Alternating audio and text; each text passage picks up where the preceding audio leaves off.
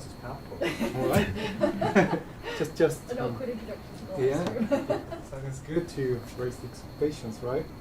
Hello, everybody. Hello, Luke. Hello, everybody. First, I would like to acknowledge the people of the Kulin Nations on whose land we are gathered today. I pay my respects to the elders, past and present. Next, and given the circumstances that we are surrounded by, I would like to thank everyone for being here today, and people concurrently connecting from elsewhere, and even the people who in our future are experiencing these very words in their present time. Welcome to the third session of the SensiLab Forums of 2021. Today, we'll talk about virtual reality. So here's the thought. What if that V in VR was not for virtual, but instead was a V for vicarious reality, a way of substituting the immediate experience to escape the human condition in which we have been moored by more or less action and activism, more or less contemplation and existentialism. What if we can access an experience beyond that of humans? Then we press the red button on the camera.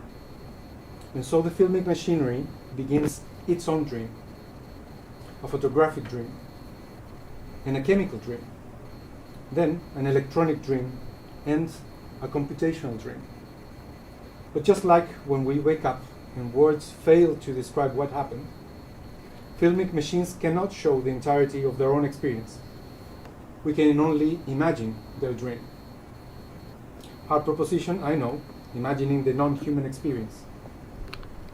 But here's the thing, when face-to-face conversation becomes an impossibility, it would be naive to think that the words and gestures we send through the screen are signs entirely controlled by the human on the other side.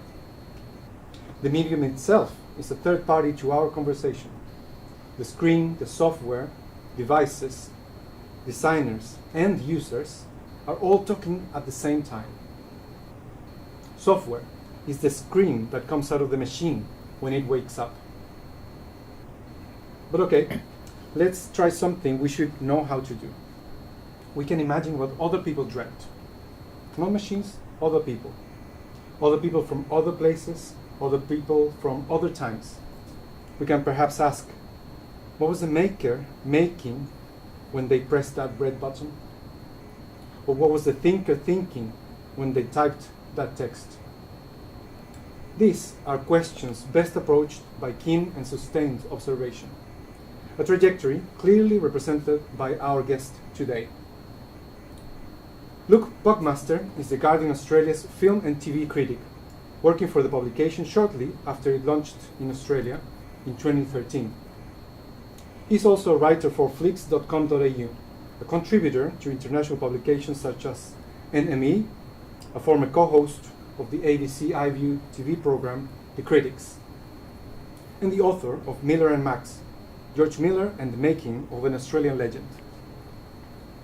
He has a keen interest in new media and has written about VR for various outlets since 2015.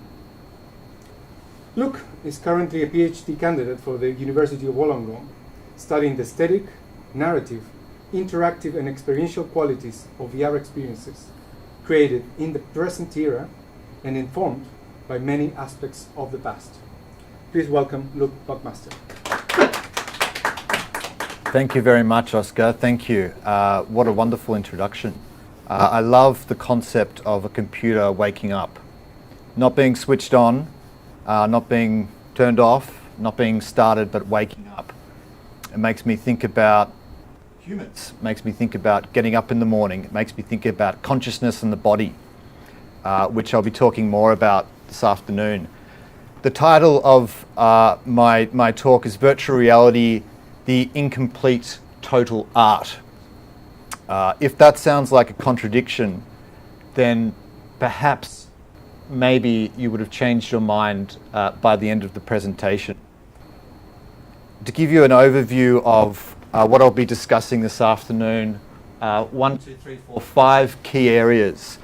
I'll start off by placing VR inside the context of a total art with some assistance from one of the most famous and influential film critics in history. I'll then take a look at how the conversation around VR has changed since I entered the space, started researching this space in 2015, 2016. Then look at a couple of frameworks to keep us grounded, keep us a little practical, and they'll concern visual composition in VR and narrative structure in VR. Then I'll discuss some key rules, quote-unquote rules, and guiding principles, and then finally reflect on some case studies and special examples. I find them pretty special anyway. Hopefully you will too.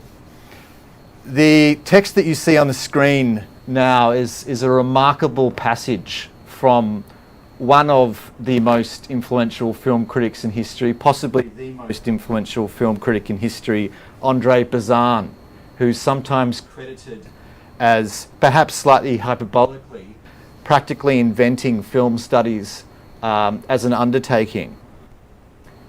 This passage, the real primitives of the cinema, existing only in the imaginations of a few men of the 19th century, are in complete imitation of nature. Every new development added to the cinema must paradoxically take it nearer and nearer to its origins. In short, cinema has not yet been invented.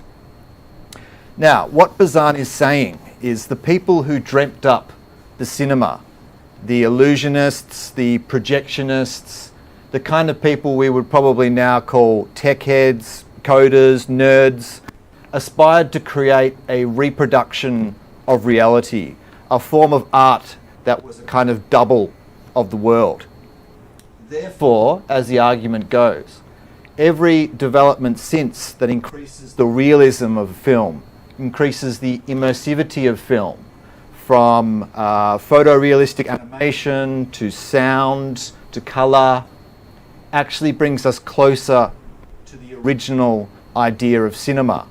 And then, of course, he concludes by saying the art form has not yet been invented, thus beckoning the question of whether it has been invented now or whether it's being invented now.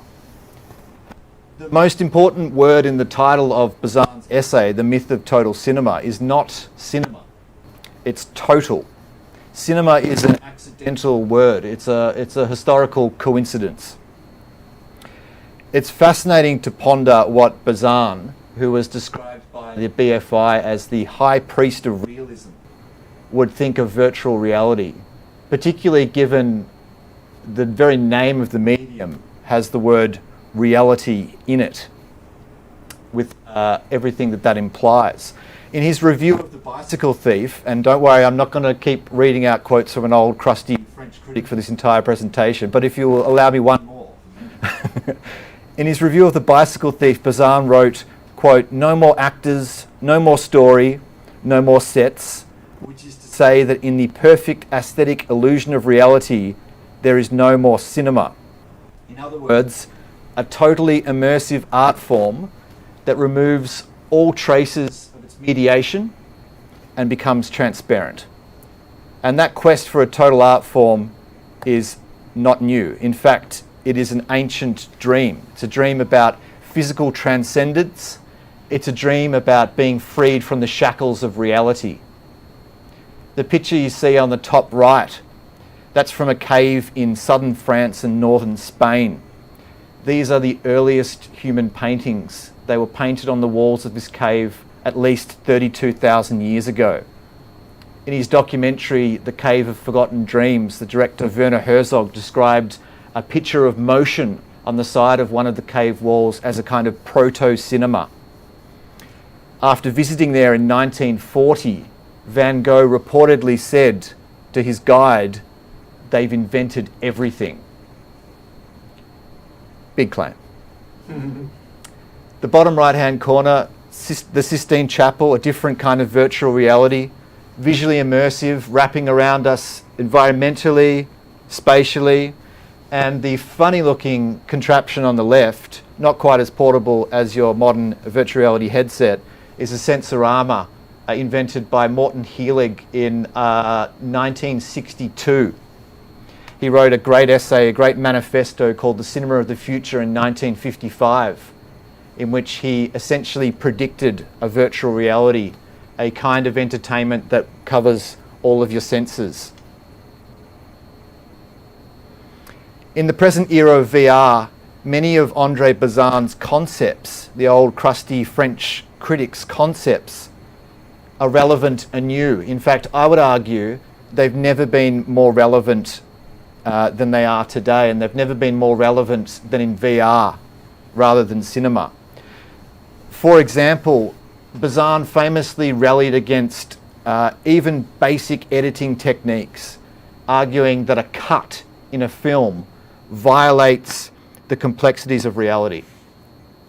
Or as he put it, I lied, one more quote.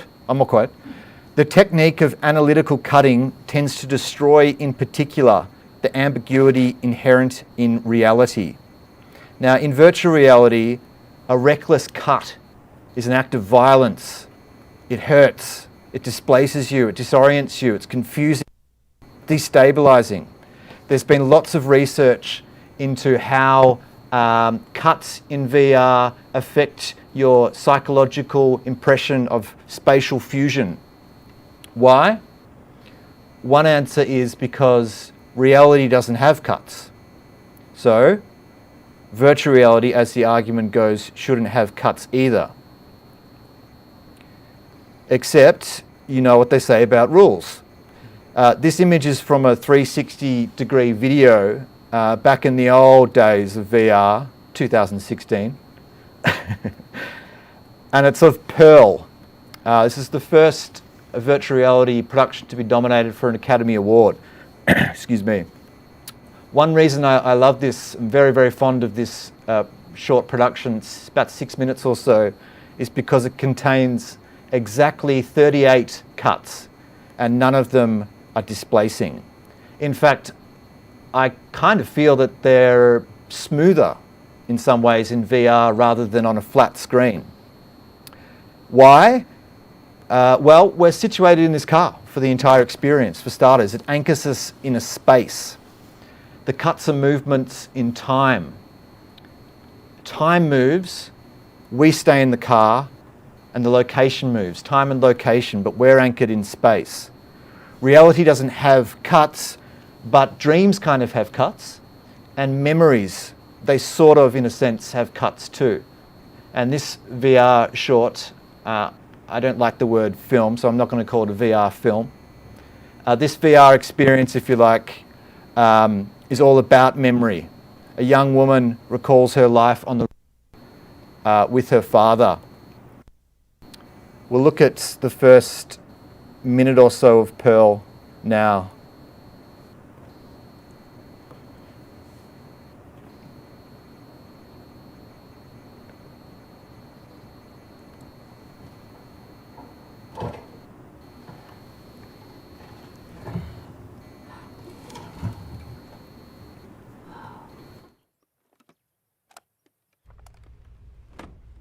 Okay, September 4th, take 2. No wrong way home.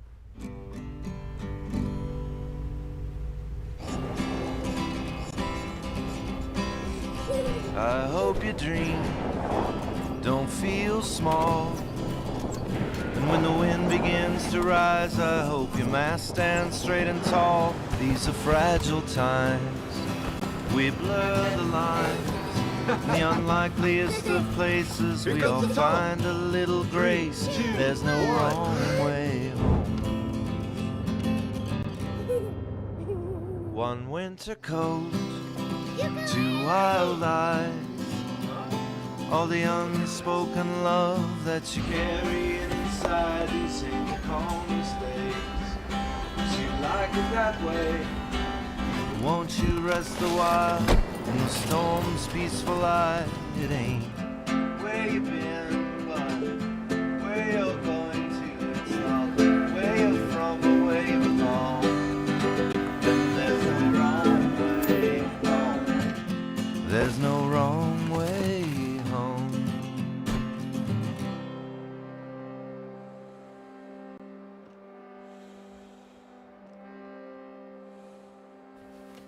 the spiral shell, the golden mean. You see, you're just the sum of those who have been down this road before. You were expecting more, it won't hurt to rest a while, the soft shoulder. The metaphor of the road of life. Somewhat literal, if I was to put my film critic hat on, experience, but beautiful, lovely, and it really, really works.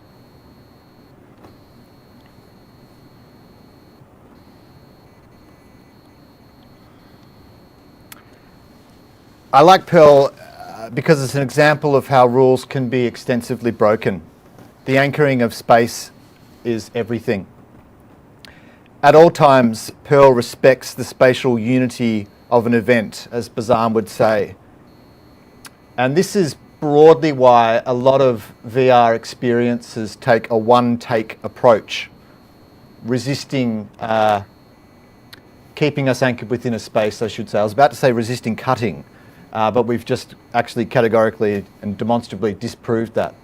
But they do take a one-take approach. Pearl is a very strange exception of it, of cutting and extensively cutting working. One-take approach, of course, is the nomenclature of film and television. It's derived from cinema. And it's not the only thing in Pearl derived from the cinema. You can see that the car in that clip looking out the window very much uses the technique of a frame within a frame.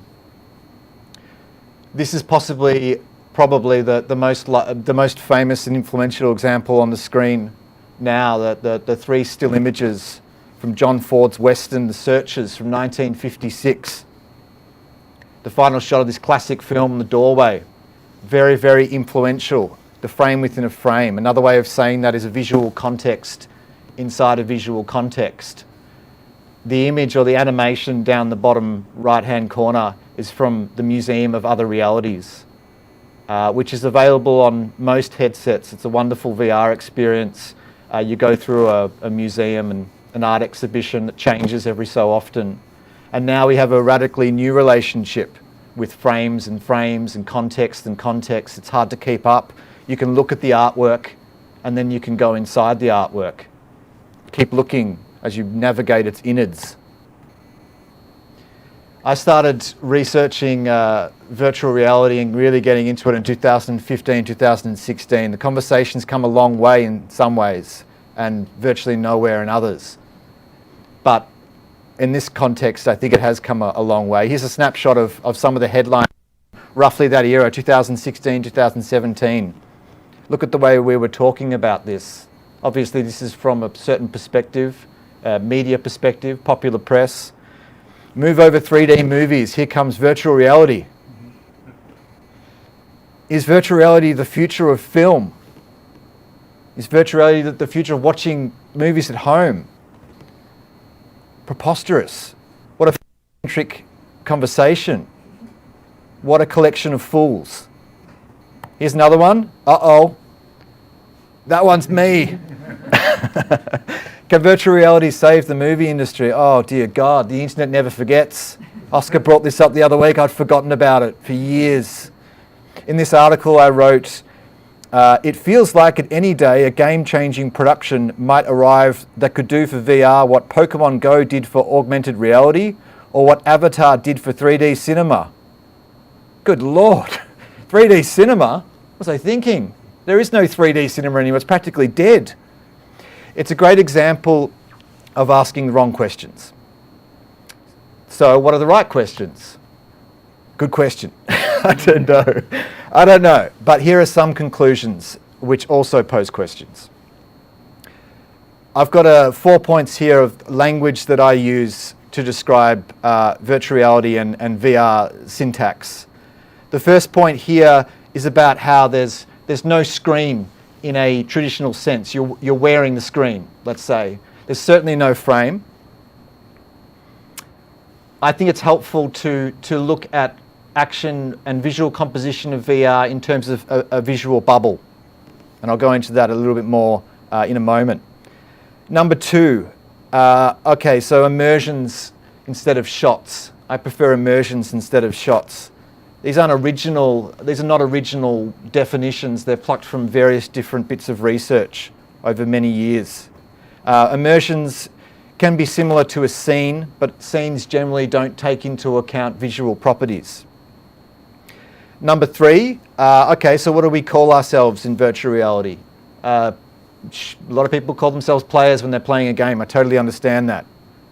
A lot of people call themselves viewers when they're looking at a movie in VR. I totally understand that too. Participants, I think, is a better word because it's all-encompassing. It takes into account apps, it takes into account 360 videos, it takes into account games, and it engages with the concept of us engaging with the virtual world, virtual environment. And experiences.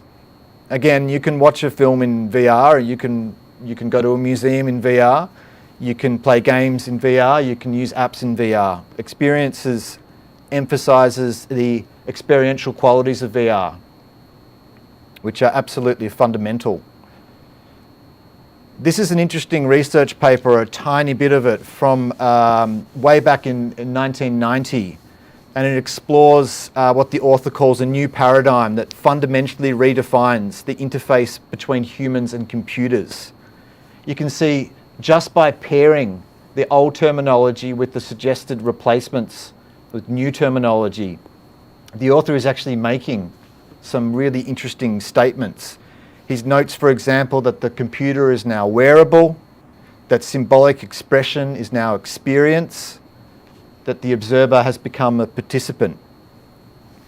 This technology this terminology reflects what the new media expert Lev Manovic described as a radically new type of relationship between the body of the viewer and the image. The concept of the VR and the body is very important. I think it's fundamental, and I'll return to it in just a moment.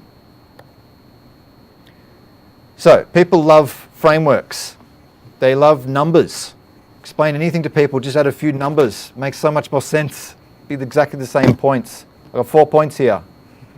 You get a sense of achieving something as you go through them too. So thinking of the visual composition of VR as a bubble leads us to Laurent Lescop, an architect, a scholar, and yet in the field of architecture. He defined suggested these 4 configurations of a virtual bubble. Architecture initially feels like a bit of a funny place for him to be situated in terms of research, but not really when you think about VR as space to navigate and spatial constructions. Every one of these 4 configurations looks at VR with relation to the participant. He calls them the audience, but we'll forgive him for that short-sightedness. The first one is, think about it as a 360 video. So these are intended to encapsulate all visual compositions in VR. If you can think of a certain kind of composition this hasn't encapsulated, please tell me. I'd be fascinated to hear it. The first one, think about a 360 video or a 360 photo. You are standing still, the stillness around you. Not really moving, you're sort of turning your head and having a look. The second one, the audience or the participant and the virtual bubble are moving at the same time, a rare synchronicity. Now, by rare synchronicity, what we mean here is that when the audience or the participant is moving, they're moving beyond a 6 DOF experience. So they're leaving, they're walking right out of here and they're leaving, they're walking down the street. Maybe not so far.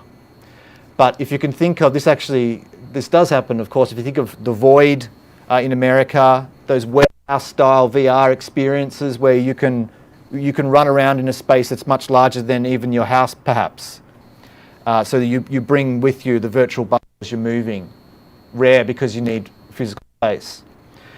The third, the audience is moving, but the virtual bubble is fixed.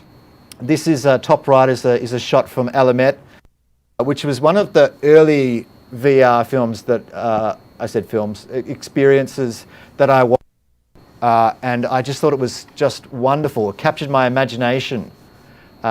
In this experience, you are standing in a city in the clouds, and you have the ability to move closer to the characters. So from someone who has a background in film, I saw that as the ability to control whether you are looking at a long shot or a close-up. You can look at the entire city, or you can walk over to the little girl and look right in her face. I thought that was just an absolutely fascinating turn of events, and I still do. I still do. And the fourth configuration is that the audience is fixed and the virtual bubble is moving.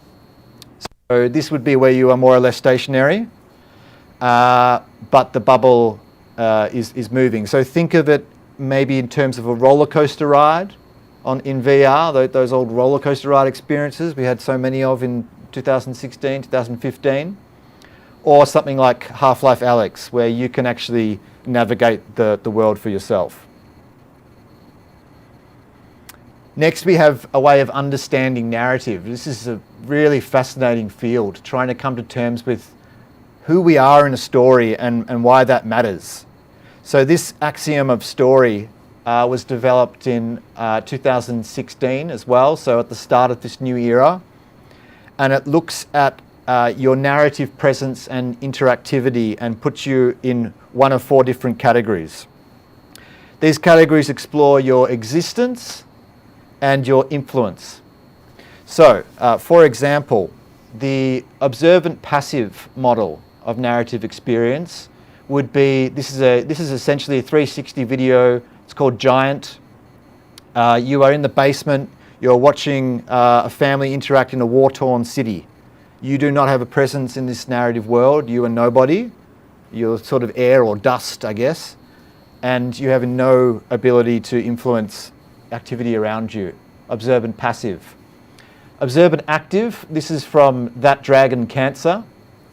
This is when you have some ability to do something, but you're not really recognized in the story. So in this example, you can choose which person's perspective to see the action unfold, and you can choose in what order you see the perspective. So you're not really, you may be changing the narrative order, so there's something there, but you're fairly powerless. You're pretty powerless in the scheme of things. The bottom right part of the quadrant, participant passive, this is really interesting. This is very VR-ish, I guess. This is when you actually have, you're part of the story world, but you can't do anything, which it sounds very frustrating, and it really, sometimes it is enormously frustrating. But in this example, it's called Defrost from, I think they just put it on Oculus a couple of years ago, but it's a little older than that. There's a narrative justification that's baked into the experience. So you are a woman who's had a stroke, and you can't move, you can't move your limbs, and you can't speak. So there's a reason in this experience why you can't actually interact with people. Most times there's no reason. And the top right, participant active, this is pretty much, the common wisdom says this is sort of the sweet spot, which is not the same as saying the future of VR is job simulator. Although I do have a soft spot for job simulator. Comedy is very, very hard in VR. It's very hard to do the timing. That's a separate discussion. But this is where you have a presence in the narrative world. You are somebody or something, and you have an ability to influence the scenario around you. In this example, you can throw things at a colleague, you can hire and fire people. Fairly primitive in the scheme of things. You're pulling a lever or pressing a button or playing a game on the computer. But it's certainly something. You can decide what to do on your own time, and the narrative time will respond to you. Narrative time is also another really, really fascinating subject or field of inquiry. Narrative time in VR often slows right down to almost something resembling our life, our narrative time, if you like. Which is odd when you compare it to other forms like cinema, which is all about being fast, trying to race towards a segment to keep your imagination, keep your attention. When I started researching VR content creation, 2016-ish, all the content creators told me around certain rules that they were made aware of. The first one was, the concern was moving the camera to induce simulator sickness, largely. The second one was that, okay, films shouldn't be longer than 10 minutes. Yeah, maybe they shouldn't be films. And the third one was that don't cut, or be very hesitant around cutting. So one by one, the rules were broken, of course, as they should be. Moving the camera turned out to be fine if you keep your acceleration steady. Films, even if we call them that, Mayubi over there, top right, a picture of the kid and the birthday party, that's 40 minutes long. But geez, sitting in VR for 40 minutes, unable to do anything in that passive model, pretty challenging. And three, as we demonstrated with Pearl, you can cut. So better guiding principles. Okay, I've got two for you. They're fairly broad, and they're not new. In some ways, I guess this first one sounds a little obvious. In real life and VR, all action passes through the body. I found this in a book from Marie Ryan in 2001 called Narrative as Virtual Reality. I think it's a wonderful line. Advancements in brain-computer interfaces, for example, might demonstrate that this is limited, but only if you view it in that spirit of the Cartesian split, which is separate from the body being separate from the mind. So even if you look at consciousness, you could say that it's also passing through the body and passing through the mind. A good way to start thinking about VR content creation is to imagine where you are and where your body is with relation to a space. And the second, this has more imagination. The response is the medium. This emphasizes sensation. The name of the medium is not important, and the technique isn't really important. It's what you feel from it, those intangible bits, the response of the medium. This is from another book written some time ago in VR time, 1991, book called Virtual Reality by Howard Rheingold. So these two principles, we will focus as I go into these case studies, which is the final segment of the presentation, we'll on VR action passing through the body. Not because the response is the medium, not because it's not important, but because these ones will keep us grounded in case studies, keep us grounded in concepts, expressive forms, and so forth. And the first example I have for you is the sound as the new cut. So there's a scene from Collisions by Lynette Walworth, 2016, in which you're at a house outside somebody's house, the subject's house, and you hear someone at the gate, and you turn your head to look at someone at the gate. Sound has been used to direct your attention. Sound has been used as a form of cutting. It's not complicated in some senses. It's the audio equivalent of being a spotlight on a certain part of the scene. Didn't say it was complicated, but it works. You hear the sound, you turn your body, you observe where it's coming from, and action passes through the body. Hands matter. So one of the first things people do when they don a VR headset, particularly if it's for the first time, is they often look for their hands. They often look down and see, where are my hands? This is the Hand Physics Lab. It's quite recent. I think it was released just 3 or 4 weeks ago. I was playing around with it last week. It's compatible with camera tracking, so no controllers. Which sounds cool, and it is cool, because you can obviously pick up things and objects by yourself without actually holding a controller. But I soon discovered that no gloves, no controllers equals no weight. You can't actually feel any of these objects in your hands. That just struck me as a massive limitation with this experience. I don't know how to get past it, other than to use haptic technology, of course. Often in VR, your senses are fooled into making up the difference between a physical and virtual reality. So, for example, if you sat on a chair that tilted slightly up and down and experienced a roller coaster ride in VR, you actually believe your body is tricked into, your mind is tricked into believing that the rises and fallers are more dramatic than they are just a tiny little tilt of the chair. But your brain can't really be fooled into picking up weight, or it hasn't been fooled into doing that so far. So there's a question mark around this. How do we get around this? Just a thought, a question. It's a challenge going forward.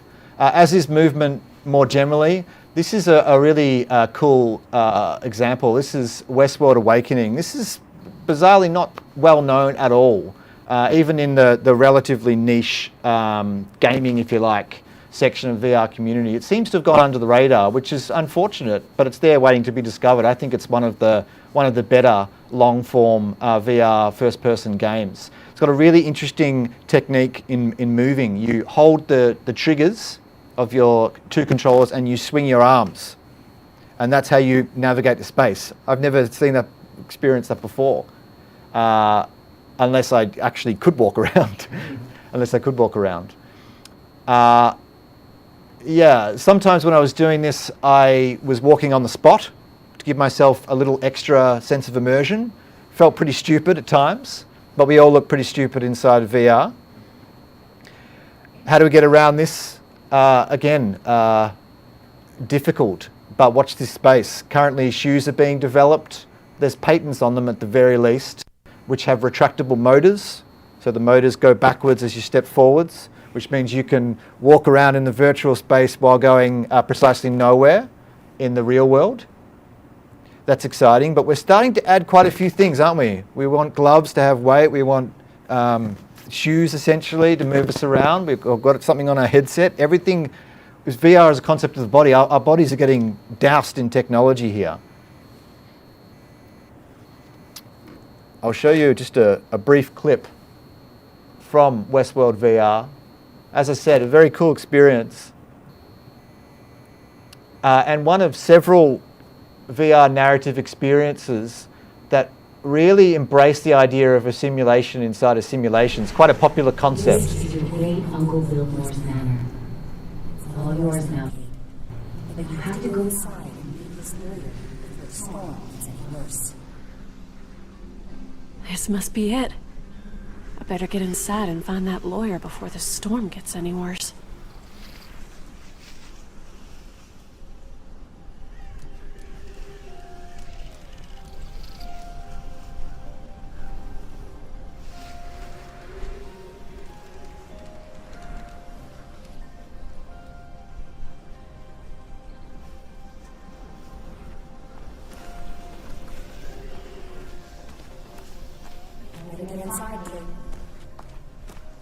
I better get inside.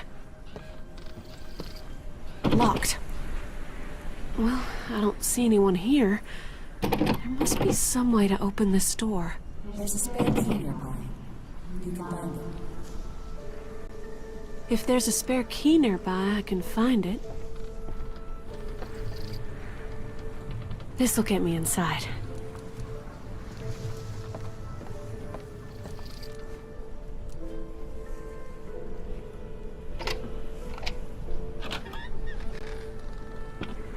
Mr. Rockwell? It's me, Kate Wesson. I'm here to discuss my great-uncle's will. Take a look around. Mr. Rockwell is waiting for you. Mr. Rockwell? Are you here? He must be somewhere in this house. I guess I should try one of these doors.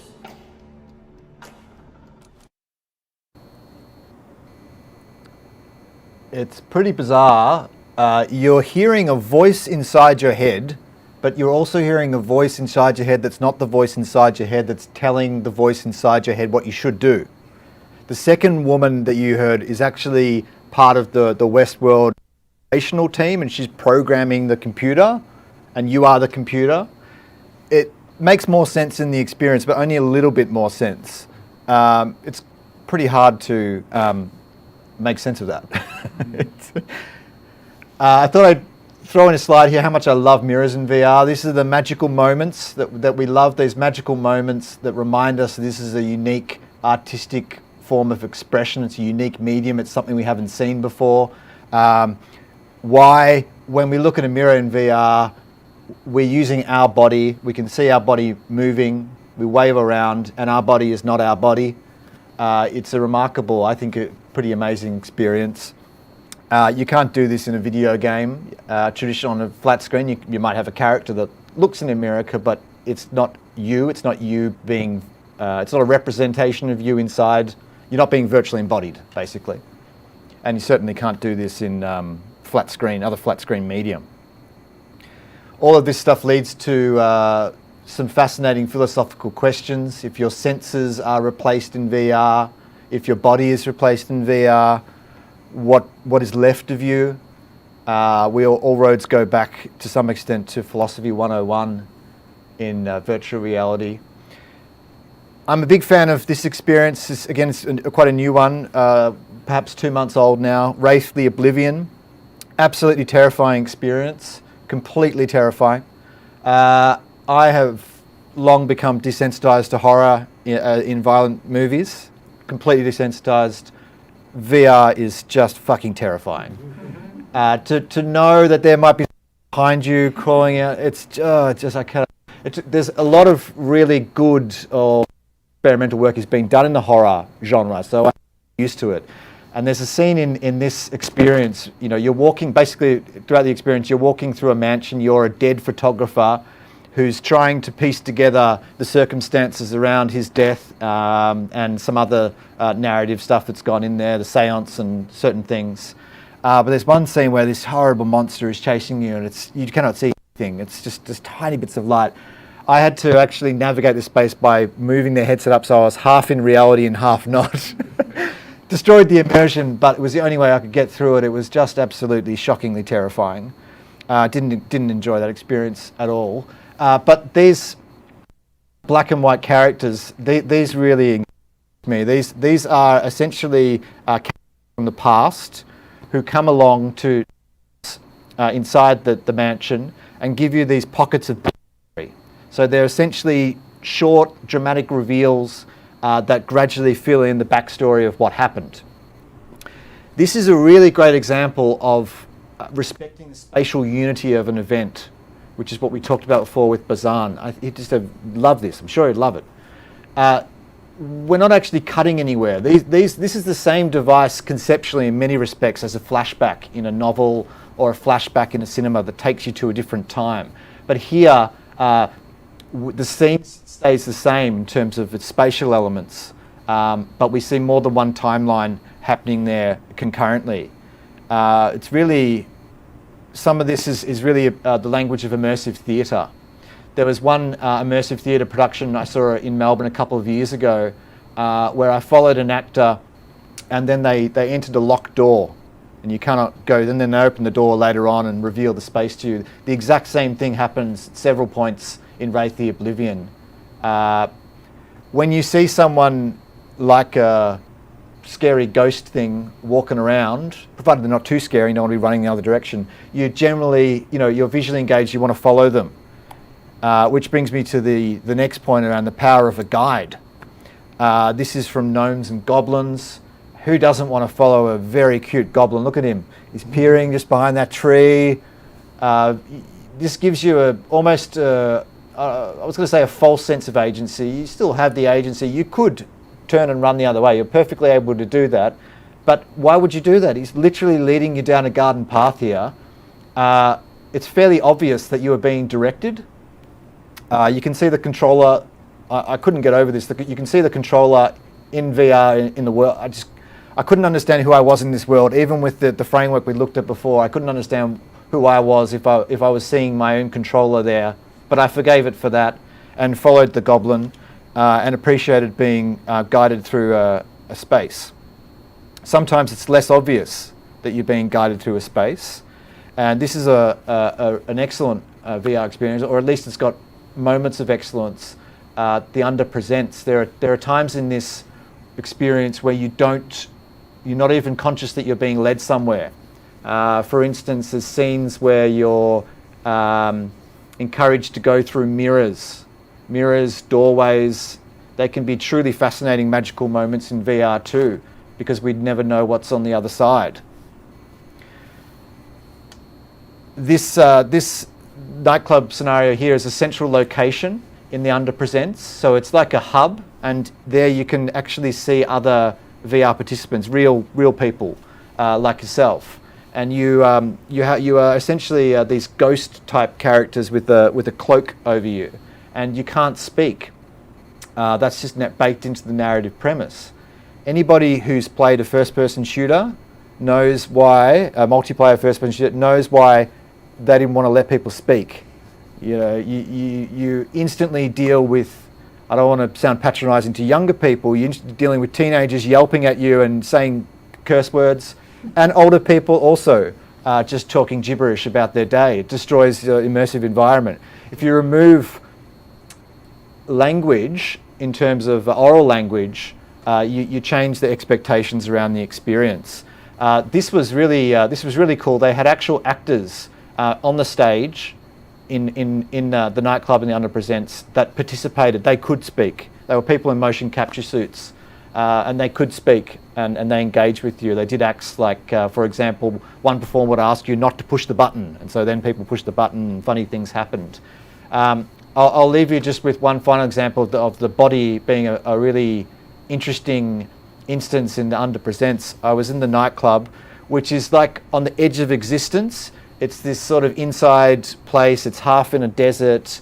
It's indoor, it's outdoor, it's really surreal. And I was trying to get into a roped off area, and I couldn't understand why I couldn't get in there. So I kept trying. And then I sort of shrugged my shoulders, and someone caught my attention who was like me, an actual human player. And they communicated to me through use of their body that you have to play. There's a game inside the experience. You have to play all of the game before you're allowed in this VRP area. And they did that by pointing to a booth where you go into the game and going like this. And it took me a little bit, but not too long.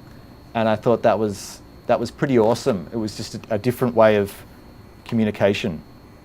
Perhaps another sweet spot, or at least an area to return to as we work out our expressive potential in this medium as the journey continues. Thank you. Thank you.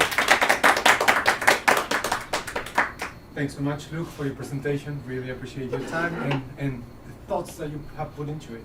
We're going to open the floor to questions, but first I'm going to kick off with a couple of comments and salient points. Because you've been present in the observation of how the VR, the meta story, how we talk about it, has progressed since 2015, and those years, those initial years, let's call them resetting years, because this story has happened over and over again through different guises in different epochs. So in this shorter cycle,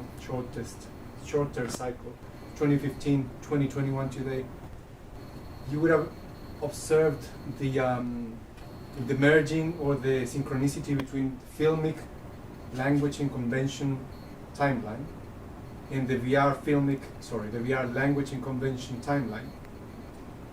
Would you say that they're still synchronized, holding hands, or there's something that you observed maybe in 2019, maybe last year, that started showing the departure between these two timelines?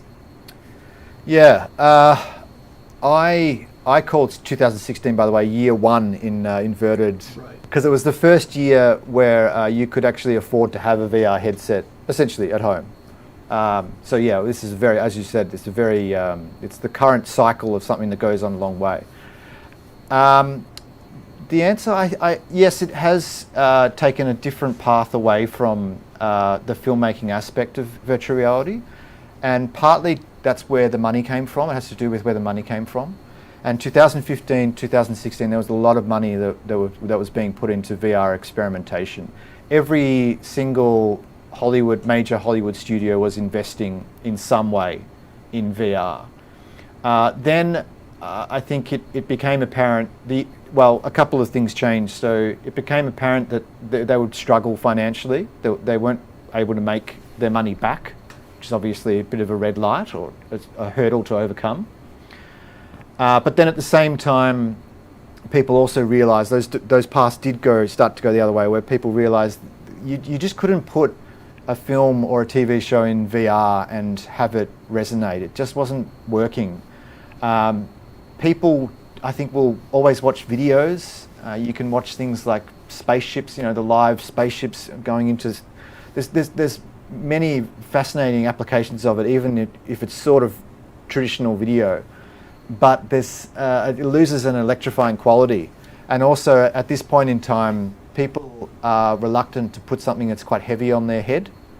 I read something a few weeks ago from a theorist type blogger in the field of VR and technology, who was arguing that it's going to catch on much better, and people have been saying catching on now for a long time, possibly also decades. But it's going to catch on when people can put on something that doesn't mess up their hair, which I thought was initially I thought this was pretty funny, and then afterwards I thought that actually might.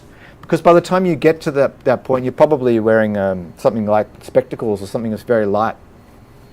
So yeah, as that path, as you said, or implied, or asked about, has started to separate, a lot of the content now is first-person perspectives, which are the domain historically of video games, and that is partly because video games are now the sort of gaming is a niche audience. It's where there is an audience for it, where there's a consumer, I should say, and they are selling headsets to gamers.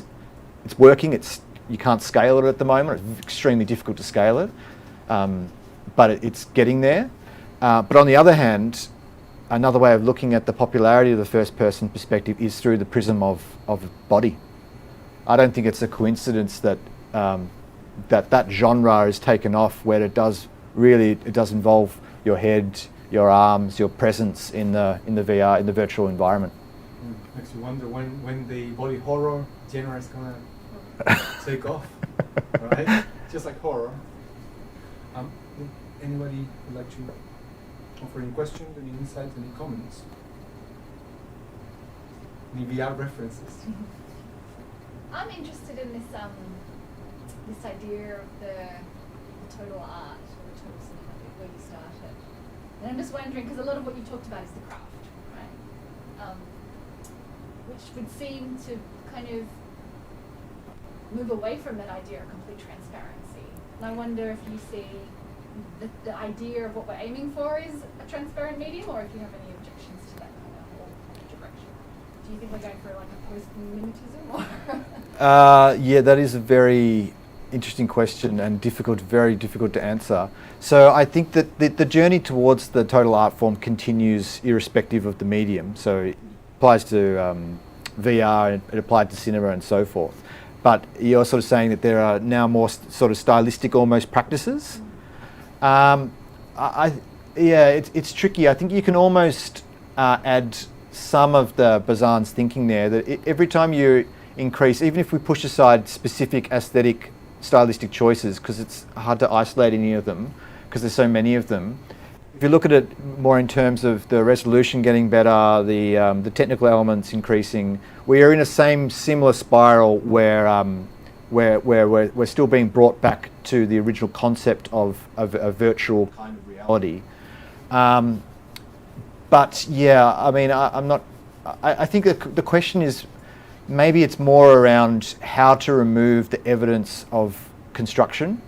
So I think there's definitely been a movement towards embodiment, embracing embodiment in VR a lot more than there was in 2016, in 2015 as well. So I do think that brings us closer to the body, which gives you more of an impression of what a reality could be, even if it's not the reality. I'm not sure it's answering your question. No, I don't know if my question really has an answer. It's just it does seem to be like there is a contradiction somewhere to unpick there about this idea of this kind of transparent goal, or whether that is actually a goal that you have. Yeah. Whether we're going to move past that and go, or maybe go completely the other way. Maybe it's going to be about making the seams visible again.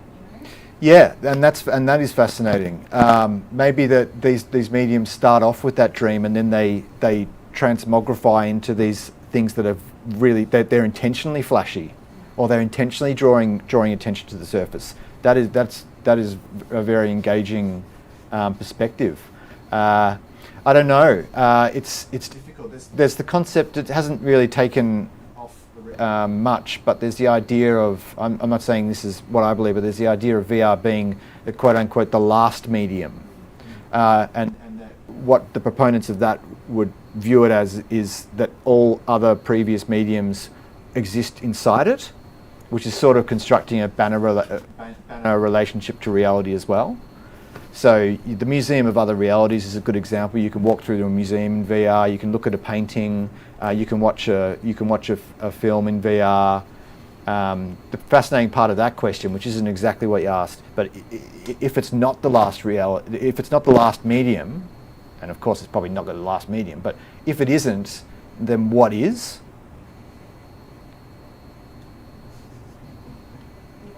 Reality itself. Well, I think it's reality itself, yeah. Or something, I mean, where the body exists, that it emanates the conquering of that narrative capacity, right? I mean, we need some sort of token to identify that art is happening, or else it's just what it is already, right? It used to be the signature on the bottom of the frame, or it's the curtains being pulled out, or it's the lights being dimmed. I mean, there is reality itself, and then the artistic signaling of reality. I think this question kind of needs that light. Yeah. Now, I have a very particular, very specific question that I didn't want to let you go without asking. And it comes from that refreshing the journey of what was being written in 2016, 2015, including your own writing. So I'm going to bring that up, if you allow me. Fair enough. In 2018, so not that long ago, No. but still, you wrote an article called 5 Gobsmacking Virtual Reality Films Every Movie Buff Should Watch. Sorry. 24th of March 2018. Ready Player One, Terror Nullius, and the question of digital copyright laws in a virtual future. I'm pulling this text from that article. Soon, augmented reality will be dangling all sorts of things in front of our eyeballs, and humans will be swallowing computers the size of pills. We are the wildest dreams of our ancestors. Copyright issues, here's the thing, copyright issues might not be the first thing that comes to mind when we contemplate electric dreams and a Philip K. Dickian future. But it'll be fascinating to see where this all heads, and what implications there are for artists and the nature of authorship.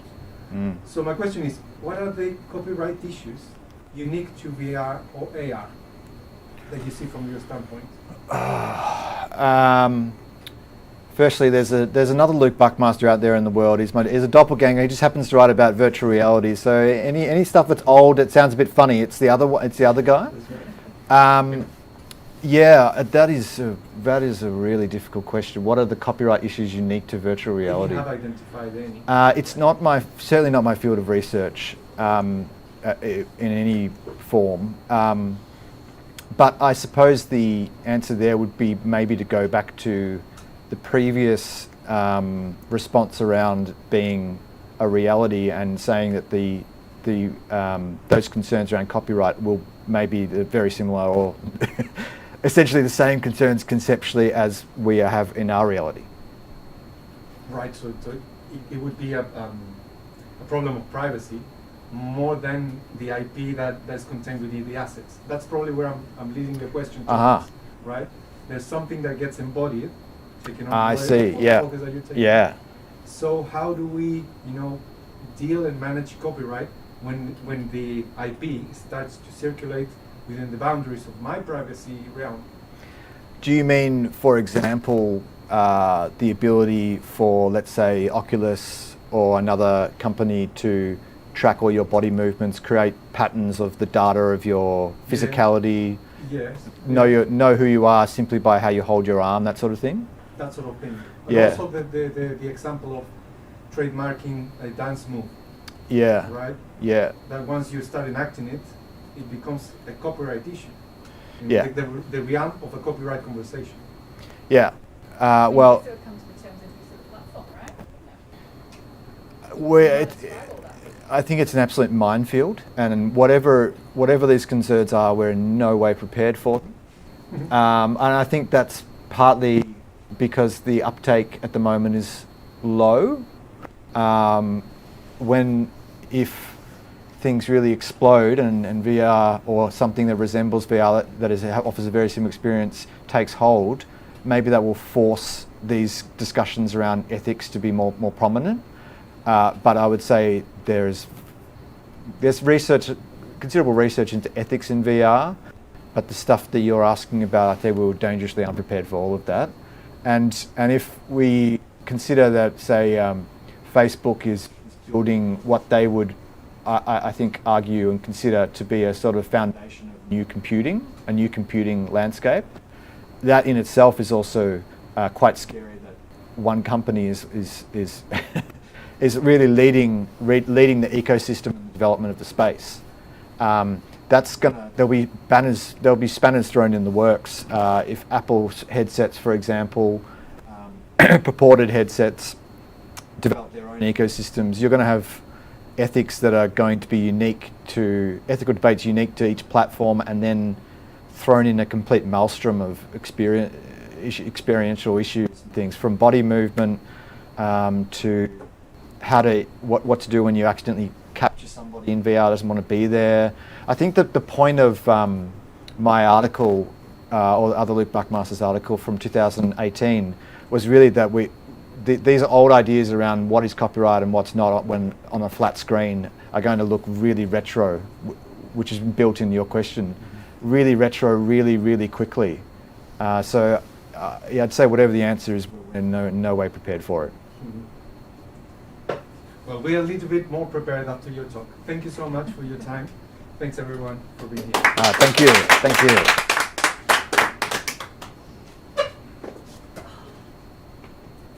502.